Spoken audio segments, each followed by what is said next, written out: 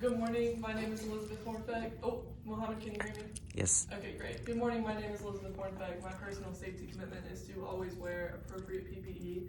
Today I'm going to be talking about CPR and first aid. And while it's not something that OSHA requires for employees in a manufacturing environment, it's really good to have, not just at work, but at home and when you're out in public as well. So the first type of situation I want to talk about is when someone's unconscious. So the first thing you want to do is check for the ABCs. It's going to be airway, so you want to check is anything blocking them, stopping them from breathing. Breathing is the second one, so are they breathing? Circulation is the other one, so is there anything cutting off their circulation? If not, at that point you can begin CPR. So how do you start CPR? You start with a tap, shout, tap. Again, making sure, are they actually unconscious? Are they unresponsive? Then you check for a safe environment too before you go in. So is there anything, did they fall and like hit their head and now they're unconscious? Is that thing still in danger of falling and hitting you, right? You don't want this to be a double casualty situation. After that, you're gonna roll them on their back. You want them to be flat on the ground. It's gonna be really hard to do CPR if they're not. You kneel next to their sides, put your hands like this, and you start compressions. I don't know if anyone's ever taken CPR before, but a lot of times they say it to do it to the beat of Staying Alive. And you want to push deep. A lot of times their bones will crack.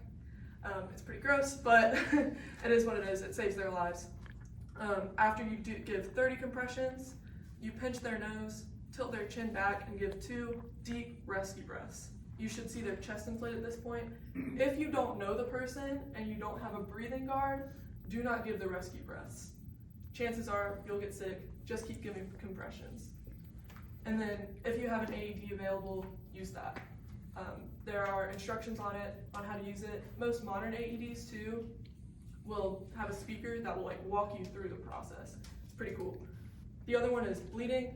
So if you see someone bleeding at work, do not touch the blood unless you have gloves on. That's the biggest thing. Again, protect yourself before you help other people.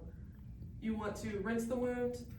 Don't take it to the bathroom and put whatever hand soap they have in there. Just rinse it so it gets any debris out. You're gonna cover and compress it, elevate it above the head. This is gonna stop the wound from gushing. And, above your heart, thanks. And then if it's really, really bad and you can't get medical attention quick enough, you can apply a tourniquet. Again, only if you've been trained in that though, that's kind of All right, the other thing is burns. You flush them with cool water, not cold water, cool water, and you can apply a bandage. You don't want to suffocate it. So yeah, that's just kind of an overview of some common manufacturing injuries and how to deal with them. Any questions, stories? My name is Devontae Cuthbertson. My personal safety commitment is to always wear steel-toe boots in the workplace. So going back to when you were talking about the CPR training, I had to do CPR training too. And also you want to make sure if the person tells you they don't want CPR, don't do it. Because apparently somebody did it before and they got sued. And so I even though you're think trying to help them. NC is a Good Samaritan state, but don't quote me Yeah, on it is, that. it is, Okay. it is. Where if they're unresponsive and you provide first aid, they can't press charges. Right, correct. Which is But good. just be careful. Yeah. My name is Jacob Parks. My personal safety commitment is to properly lock out all equipment before work begins. Going off what you said, yeah, pretty much if they're conscious, just wait for them to pass out. If they're choking and they don't want your help, wait for them to pass out. And then you have the ability to help them, even if they said in a conscious state they don't want your help, because innately as humans, we want help if things are going wrong. So you're covered at that point to then help someone. Obviously, if you're certified, don't do it if you're not, because then you can still have issues because you did something you're not trained in how to do, and then that's the whole thing. The depth you were looking for, it's 2 to 3 inches Yes. on an adult, and then obviously take child CPR if you want. It's a whole different animal. You only use 2 fingers. Yes. So, and then priority when you come to a scene, industrial, outside and stuff, the first thing you look for, I know you mentioned it, but make sure, I was just reiterating it at the beginning, the number one thing is scene safety.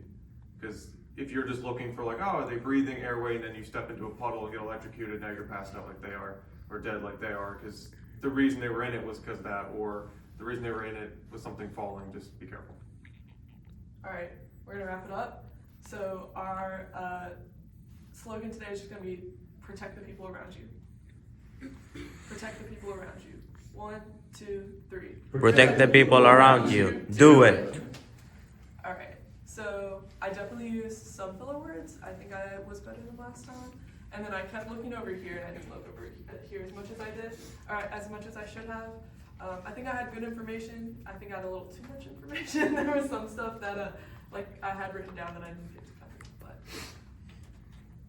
My name is Muhammad Abu Qas. My personal safety commitment is to always use the proper tool for the job. Your speech was 3 minutes, which is like perfect, so it wasn't too much. I will say, like you said, the only filler word I heard you say a lot was and which compared to last time though is way better. Yeah. So, that's a good job, man. alright. We I'd good. say you weren't a tree, but I'd say try and use more, just a little bit of some hand motions, even if it's just kind of like pointing at people to say, you know, have you seen stuff like this, or like just anything, just because you did, you know, you had your notebook, but if it wasn't your notebook, you were just like Okay, heard. trying to like tuck in, like, again, if it was nerves or this or that, like it is what it is. But I think it would have helped play into you would have done more, like I wasn't so looking at- rigid. yeah, you would have looked at Owen and I and like Noel more because you would have been kind of more fluid with your actions Yeah. and stuff. But I gotcha. that's all. Alright, sweet, thank you guys.